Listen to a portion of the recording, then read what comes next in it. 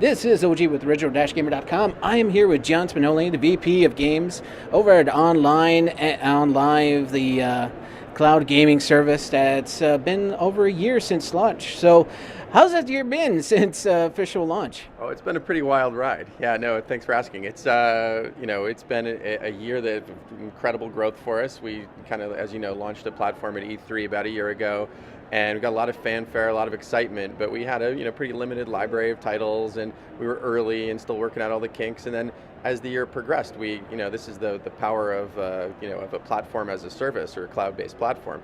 Is so suddenly we went from a small library to, over the course of the year, we have a giant library of games. We're doing day and date releases. We have an incredible feature set, and it's only growing and getting better. Our machines on the back end are getting faster and faster, and so now suddenly what was really great and interesting from a technology perspective is now like a very competitive, all singing, all dancing games platform.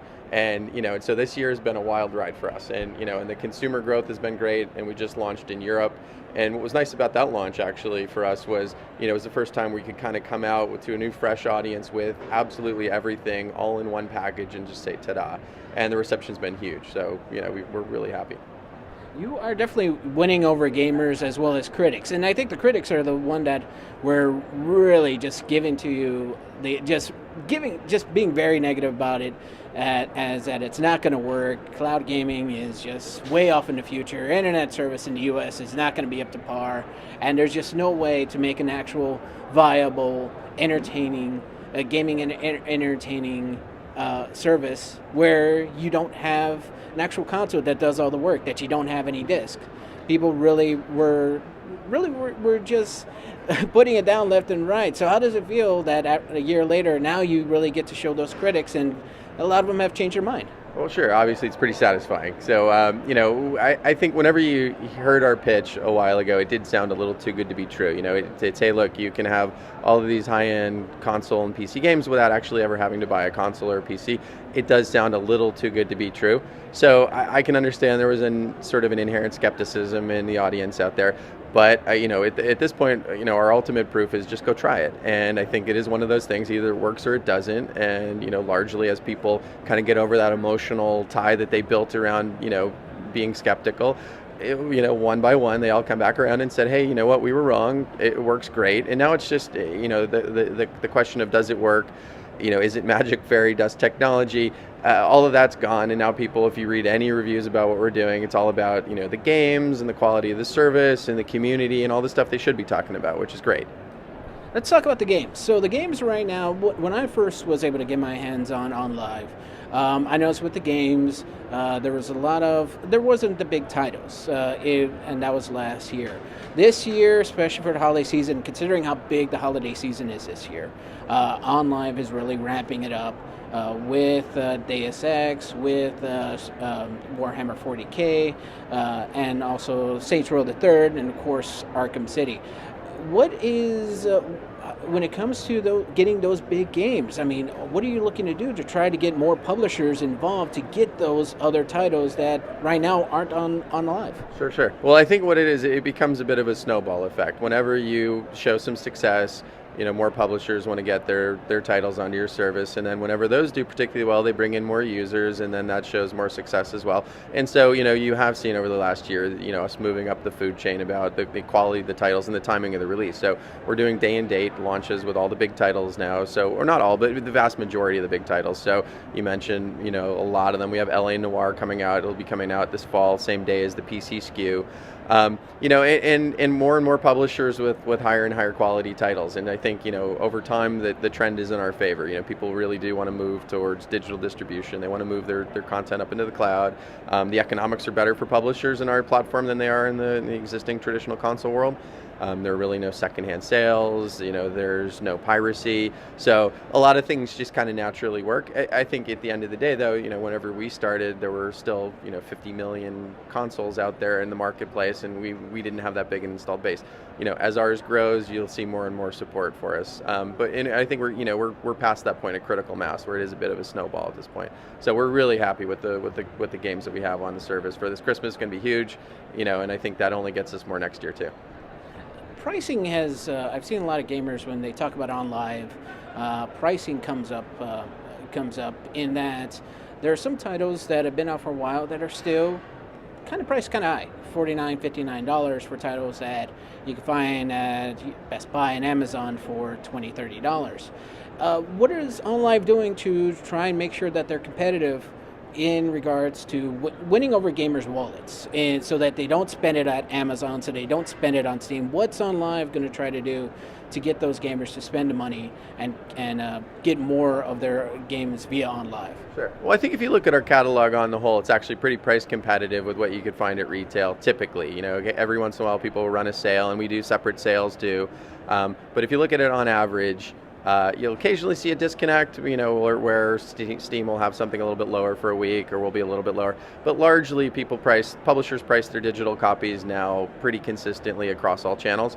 So you can buy a digital download copy on a few different services, direct to drive, Steam, and you can buy ours for a similar price. Or usually the identical price, and then it gets down to service, and you know, where do you want to get your game from, and why, and who has the better benefits. You know, but I think you're starting to see all the pricing level out. I think early days, again, we were kind of new. Steam's only been around for a couple of years. Publishers were trying to figure out their pricing strategy across all of us. But I think what they figured out is it's better to keep it consistent and let the gamer choose what platform they want to play the game on. The tablets are now taking off. I mean, they are just going huge left to right. We have a tablet here that's showing OnLive service, and you guys are kind of being the forefront of providing a home console quality to a tablet. You know, it's not just Angry Birds on a tablet. No, now you can actually play Fear 3. Now you can actually play Deus Ex on a tablet on the go. Is that going to be the big focus for the rest of the year and next year, since tablets are becoming they're going to be the big holiday gift this year? Well, I think tablets are a huge push for us, and I think, you know, what you're seeing is, you know, gamers are kind of getting the concept of like my media now works across multiple devices. In the movies world, you know, if I'm a Hulu or a Netflix subscriber, I can use Netflix wherever I go, and I think same thing in music with iTunes. And so I think they're kind of getting accustomed to the concept of my media is portable, and I think we're doing that same, you know, that same net effect for the games world. And so suddenly, whenever you can take your game and play it with you anywhere you are, and we already did this in a little bit with the world of you can take it on your television with our micro console, or you can play it on your laptop whenever you're on the road. You know, we extend that to tablets, and I think the nice thing here, I'll show you the tablet. The nice thing about the tablet world is, you know, this is really, it's not just a touch interface. This is a portable screen. You can kind of use it any way you like. And so we did port our user interface to support native touch. So if you want to see, you know, you can basically, you know, do anything that you could with a controller, you know, in the world of OnLive, you can now do, you know, with a touch UI. And it is pretty slick that you can actually run around and you can watch everybody. You can spectate. I'm connected to a Wi-Fi network here, but you know, basically you can see it's, you know, it's a full HD gaming experience, you know, using touch. But what I think, whenever you're playing the game, you know, some games work well with touch, some games don't. Yeah. What we've done to extend the platform, and I think we've given a few demos of this publicly, so I'm not saying anything I shouldn't. You know, what we've done is we're extending our controller to be what we call a universal controller, and you can see a little icon up there. If you hold this, I'll show you how that works.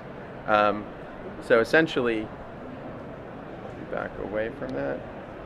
We've taken the controller, allow it to work over a low latency Bluetooth protocol to the tablet, and now suddenly this is my exact same experience as I'd have on a console, but now it's on a tablet. So I can take my entire console experience, you know, pixel for pixel, and take it with me, stuff it in my bag, and now I have Deus Ex to go on the small screen. But you know, at this distance, actually, it's a pretty much equivalent experience to what I had at home before. On my television. And so, you know, look, you can play same high-end games, you know, using the exact same interface that they were originally designed for. It's pretty mind-bending. And what's great about OnLive is that for people, it offers just a different experience. For those that don't have access to consoles so easily, those that don't have the high-end PC, now they kind of do. Where they just have to go with the service, but the service provides that. And also now, instead of where everybody throughout the past couple years saying, well, look at all the touchscreen games, this and that, and they're getting more and more popular. Now OnLive is here saying, well, why just settle for Angry Birds? Now you can actually play a really in-depth game that you would have to wait until you got home to play. Yeah, totally. We like to think we're kind of unbinding the games from the platforms, right? And so if a player wants to play Deus Ex, they should just think about, I want to play Deus Ex, not like, am I playing on my high-end Alienware PC, or do I have the Xbox version?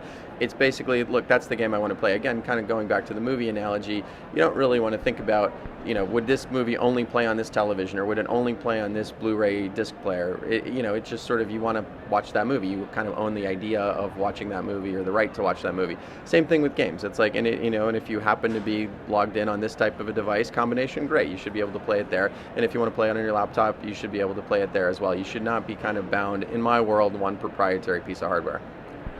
So what's going to be next? Now with the tablets being taken care of, now with its own controller to where you can have that full experience, the micro console where people can just hook it up to their TV, phones that are getting it now. So what is going to be next for OnLive? What are you guys going to try to do? So we got a lot of great stuff coming up. So just to be clear, the universal controller working with the tablet in a playable form is coming later on in this year, so it's not released yet. That's all prototype, and we're betaing it right now. But so that's coming soon. That's one of the on-deck things that we think is really cool. And then the other thing you'll be seeing really soon is a lot of embedded television deals. And so instead of actually having to have the micro console, some of the televisions that you can buy are already internet connected and internet ready. We announced a deal with Vizio to make their internet connected televisions OnLive enabled. So suddenly all you need is the controller and that correct television set. So, and as those propagate out into the market, that'll give us a whole new installed base of users who can, do things embedded on that television, whether it's Pandora for music or OnLive for games. So literally, you'll be able to a point where your TV does everything without having to have any device connected to it. Yeah, all you need is a controller, and then, again, focus on whatever games you want to play. Well, John, it's been very insightful, and like I said, I've tried out the service, so I definitely have firsthand experience that the service works. It works out pretty great. Great to hear. Well, it's been fun talking. All right, thank you, sir.